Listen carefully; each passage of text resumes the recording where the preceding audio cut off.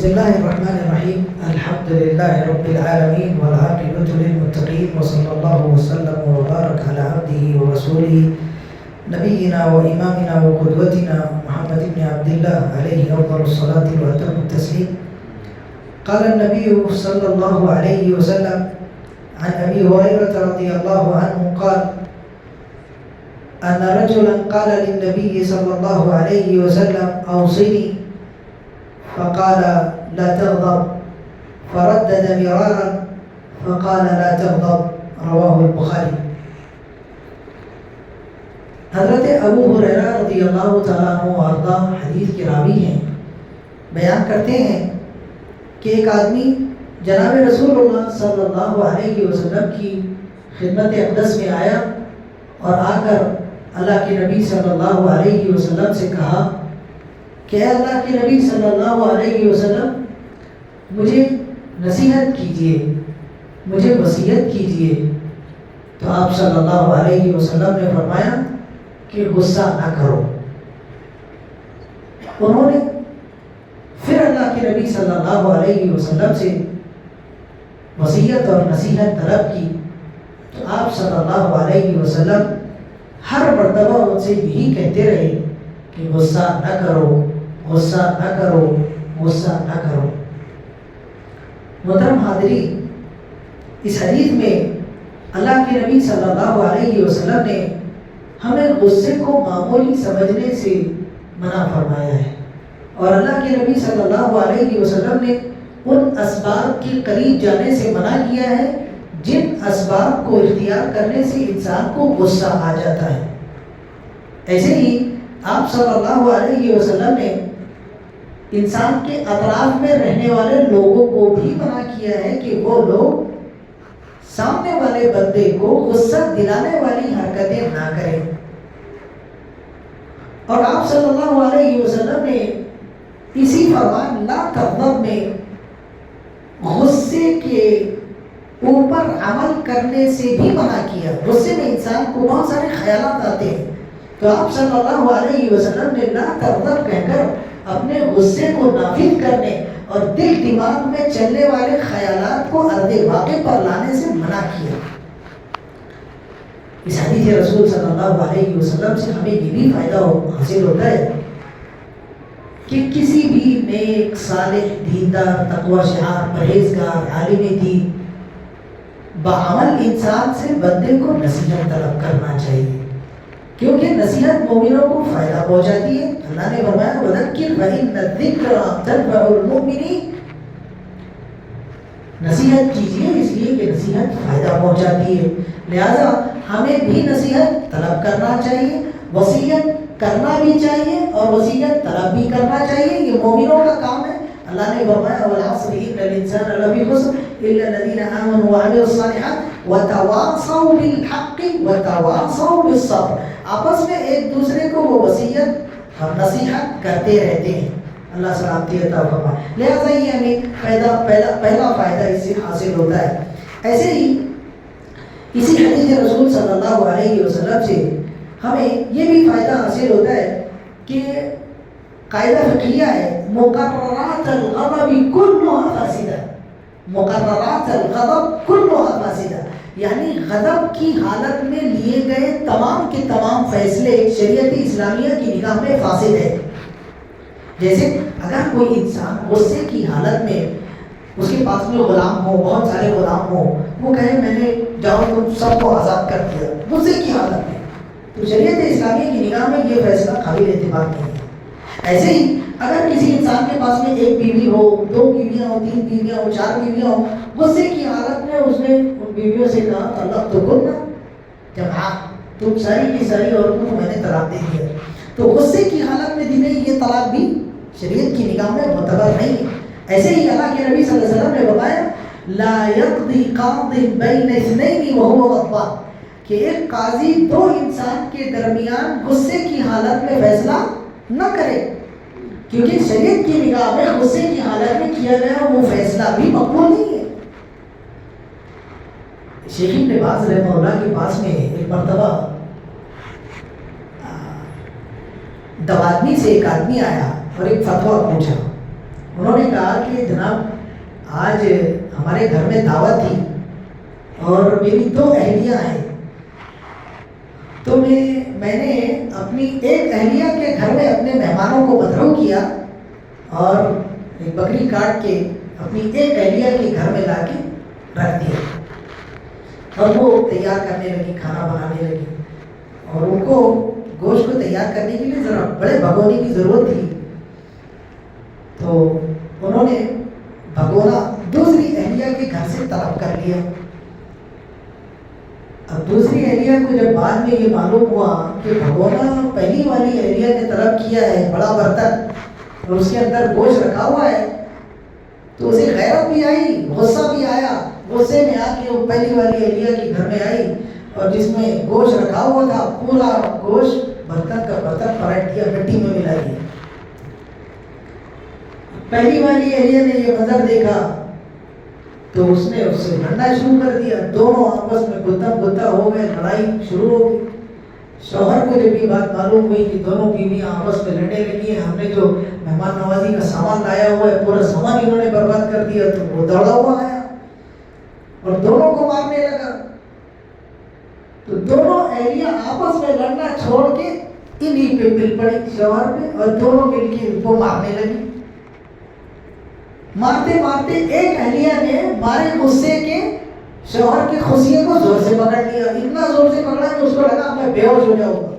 تو اس کو 2 خیال آئے، انہوں نے کہا کہ عرب لوگ مہمان نوازی میں بہت آگے ہوتے ہیں، آپ لوگ اس بات کو اچھی طرح سے جانتے، تو انہوں نے کہا میرے مہمان آ رہے ہیں اور میں اتنا مہمان نوازی کا انتظام کیا، سارا انتظام برباد کر دیا انہوں نے، اور ساتھ ہی ساتھ مجھے مارنے کی بھی سازشیں کر رہی ہیں۔ اتنا غصہ آیا ان کو، انہوں نے کہا طلقتکن، تم دونوں کو میں نے طلاق دے دیا۔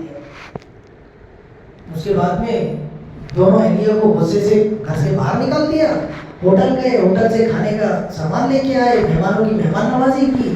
اس کے بعد میں شیخ ابن باز رحمہ اللہ کے پاس میں آئے اور کہا ایسا ایسا ہو گیا، تو شیخ ابن باز رحمہ اللہ نے کہا کہ زادک اللہ حرصا انت حلیم، کہا اللہ آپ کی حرص میں اضافہ فرمائے، آپ بہت غصے کو پینے والے ہیں، آپ نے جس سچویشن میں اپنے آپ کو کنٹرول کیا یہ بڑی عظیم بات ہے۔ اس کے بعد میں انہوں نے کہا کہ آپ کی طلاق واقع نہیں ہوئی ہے، کیونکہ اللہ کے نبی صلی اللہ علیہ وسلم نے فرمایا ہے لا طلاق ولا عتاق فی اغلاق، یعنی انسان اتنے غصے کی حالت میں چلے جائے کہ وہ کیا فیصلہ لے رہا ہے اس کو احساس نہ ہو، تو ایسی حالت میں نہ طلاق واقع ہوتی ہے نہ عتاق واقع ہوتا ہے۔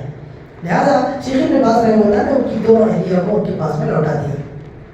تو ہمیں شریعت یہ بتا رہی ہے کہ غصے کی حالت میں لیا گیا کوئی بھی فیصلہ ٹھیک نہیں ہوتا، وہ اس لیے ٹھیک نہیں ہوتا کہ غصہ برائیوں کی جڑ ہے۔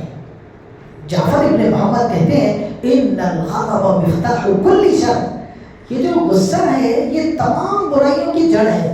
ابن مبارک رحمہ اللہ سے ان کے شاگرد نے پوچھا کہ اجمع لنا حسن الخلق، ہم کو حسن خلق کے بارے میں بتائیے، تو انہوں نے کہا اترک الغضب، غصہ چھوڑ دو، آپ کے پاس میں حسن خلق جمع ہو جائے گا۔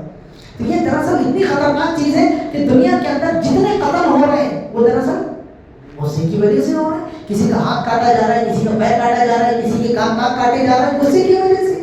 کتنی عورتوں کو طلاق ہو جا رہی، کیوں ہو رہی؟ غصے کی وجہ سے۔ بلکہ انسان کے جسم میں بھی کتنے سارے لوگوں کو ہارٹ اٹیک آ جا رہے ہیں، غصے میں زیادہ آ جاتے، تو کسی کا بی پی بڑھ جا رہا ہے، کسی کو شوگر ہو جا رہا ہے، کسی کے دماغ پہ جلتا مار دے رہا ہے۔ ہو رہا ہی نہیں ہو رہا، یہ کس وجہ سے؟ غصے کی وجہ سے۔ بلکہ غصے کی حالت میں انسان کی آخرت بھی برباد ہو جاتی ہے، انسان گالیاں دیتا ہے۔ اللہ کے نبی صلی اللہ علیہ وسلم نے فرمایا اتدرون من المفلس، بس اتنی بات بتا کے اپنی بات ختم کرو، کہا اتدرون من المفلس، جانتے ہو ہم لوگوں میں مفلس کون ہے؟ تو صحابہ کرام نے کہا المفلس فینا من لا درہم لہ ولا دینار، مفلس وہ ہوتا ہے جس کے پاس میں درہم نہیں ہے، دینار نہیں ہے۔ اللہ کے نبی صلی اللہ علیہ وسلم نے فرمایا یہ مفلس نہیں ہے، المفلس فینا من یأتی یوم القیامت بحسنات کامثال الجبال، مفلس ہمیں وہ ہے جو قیامت کے دن پہاڑوں جیسی بڑی بڑی نیکیاں لے کر آئے گا۔ یأتی بصوم وصلاۃ وزکاۃ، روزہ لے کے آئے گا، نماز لے کے آئے گا، زکات لے کے آئے گا، ولکن یأتی وقد شتم هذا وقذف هذا وضرب هذا وسفك دم هذا وأكل مال هذا فيؤخذ من حسناته، لیکن وہ کیا کرے گا؟ تو کسی کو گالی دے کے آئے گا غصے میں، کسی کو مار کے آئے گا غصے میں، کسی کو قتل کر کے آئے گا، کسی پر الزام لگا کے آئے گا، کسی کا خون بہا کے آئے گا، کسی کا مال کھا کے آئے گا، تو اللہ رب العالمین اس کی نیکیاں لے لے گا۔ تو یہ آخرت میں غصے کا نقصان ہو رہا ہے کہ نہیں ہو رہا ہے؟ بلا شک آخرت میں بھی ہو رہا ہے اور دنیا میں بھی ہو رہا ہے۔ اس لیے شریعت اسلامیہ ہم سے یہ چاہتی ہے کہ ہم اپنے غصے کو پینے والے بن جائیں۔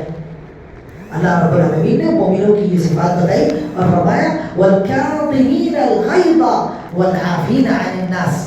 مومنین ایسے ہوتے ہیں جو اپنے غصے کو پی لیتے ہیں اور لوگوں کو معاف کرنے والے ہوتے ہیں۔ لہٰذا ہمیں غصے کو پینے والا ہونا چاہیے، اور غصے کو پینا اتنا عظیم ہے، اللہ کے نبی صلی اللہ علیہ وسلم نے فرمایا من كتم غيظا وهو قادر على تنفيذه دعاه الله يوم القيامة على رؤوس الخلائق حتى يخيره من الحور العين ما شاء۔ اللہ کے نبی صلی اللہ علیہ وسلم نے فرمایا جو بندہ اپنے غصے کو پی لیتا ہے جبکہ وہ اپنے غصے کو نافذ کرنے پر قادر ہوتا ہے، تو ایسے بندے کو اللہ قیامت کے لیے بلائے گا، تمام لوگوں کے سامنے بلائے گا، اس کو بلائے گا ان کو بلائے، اس کے بعد میں کہے گا غصہ کس لیے پیا تھا؟ بولے گا اللہ تیری رضا کے لیے پیا تھا۔ تو اللہ اس بندے کو کہے گا کہ آج تو نے میری رضا کے لیے اپنے غصے کو پیا جبکہ تو اس غصے کو نافذ کرنے پر قادر تھا، جہاں جنت کے اندر جو ہر تجھ کو چاہیے وہ اٹھا۔ لہٰذا بندے کو اپنے غصے کو پینا چاہیے، اور غصے کو پینے کے رسول اللہ صلی اللہ علیہ وسلم نے کئی طریقے بتائے ہیں۔ جیسے ایک حدیث میں اللہ کے نبی صلی اللہ علیہ وسلم فرماتے ہیں انی لأعلم کلمۃ لو قالها لذهب الله عنه ما یجد لو قال اعوذ باللہ من الشیطان الرجیم۔ دو لوگ اللہ کے نبی صلی اللہ علیہ وسلم کے پاس میں لڑ رہے تھے، تو اللہ کے نبی صلی اللہ علیہ وسلم نے فرمایا اگر یہ اعوذ باللہ من الشیطان الرجیم پڑھ لیں گے نا تو شیطان ان کے پاس سے بھاگ جائے گا، ان کا غصہ دور ہو جائے گا۔ تو پہلا کیا کرنے کا؟ اعوذ باللہ من الشیطان الرجیم پڑھنے کا۔ اور دوسرا اللہ کے نبی صلی اللہ علیہ وسلم نے فرمایا انسان اپنی حالت چینج کر دے، اگر کھڑا ہوا ہے تو بیٹھ جائے، بیٹھا ہوا ہے تو لیٹ جائے۔ اللہ کے نبی صلی اللہ علیہ وسلم نے فرمایا اذا غضب احدکم وهو قائم فلیجلس۔ اگر تم میں سے کوئی غصہ ہو جائے کھڑے ہوئے حالت میں تو اس کو چاہیے بیٹھ جائے۔ فاذا ذهب عنه الغضب والا فليضطجع۔ اگر بیٹھ کر بھی غصہ نہیں جا رہا ہے تو لیٹ جائے۔ اور تیسرا کام اللہ کے نبی صلی اللہ علیہ وسلم نے فرمایا اذا غضب احدکم فلیسکت۔ جب تم غصہ ہو جاؤ تو زبان بند کرو، منہ بند کرو۔ یہ کام بڑا مشکل ہے، غصے میں تو ہم لوگ پوری ماں کی، بہن کی، پورے خاندان کو گر لیتے، ہوتا نہیں ہوتا، زبان ہی کنٹرول نہیں ہوتی اور ساری پریشانیاں یہیں سے آتی۔ اللہ کے نبی صلی اللہ علیہ وسلم نے فرمایا کیا کرو؟ اپنی زبان کو کنٹرول کرو۔ ایسے ہی اللہ کے نبی صلی اللہ علیہ وسلم نے یہ بات بیان فرمائی اذا غضب احدکم فلیتوضا۔ جب تم میں سے کوئی غصہ ہو جائے تو اس کو چاہیے کہ وضو کر لے۔ کیوں؟ کیونکہ غصہ شیطان کی طرف سے ہے اور شیطان کو آگ سے پیدا کیا گیا ہے اور آگ کو پانی بجھاتی ہے۔ اس کے لیے جب غصہ آئے تو وضو بنا لے، وضو سے کام نہیں چلے نہا لے، یہ طریقہ اختیار کریں۔ ایسے ہی اللہ کا ذکر کریں، سبحان اللہ، الحمدللہ، لا الہ الا اللہ، اللہ اکبر۔ ایک اور طریقہ ہے کہ غصے کے نتیجے میں غور کریں۔ چلو ٹھیک ہے، اگر میرے کو غصہ آ گیا، اب میں غصے کو اگر نافذ کر دوں تو اس کا نتیجہ ہوگا کہ کوئی قتل ہو جائے گا، کوئی یتیم ہو جائے گا، کوئی بیوہ ہو جائے گی، کچھ بھی ہو جائے گا، آدمی جیل میں چلا جائے گا۔ کتنے سارے لوگ آج جیل میں پڑے ہوئے ہیں، ان کو پوچھی جا کے وہ لوگ بولیں گے یار ایک سیکنڈ کی بات تھی، ذرا غصہ آ گیا، آج اگر وہ سیکنڈ کو کنٹرول کر لیا ہوتا تو میں ادھر نہیں بیٹھا ہوتا آج۔ تو ہم کو غصے کے نتیجے میں غور کرنا چاہیے، ہم نجات پا جائیں گے۔ اللہ نے توفیق عطا فرمائے، ہمارے گناہوں کو معاف فرمائے، اور اللہ رب العالمین غصے سے ہم سب کی حفاظت فرمائے۔ آمین۔ وآخر دعوانا الحمدللہ رب العالمین، والسلام علیکم ورحمۃ اللہ وبرکاتہ۔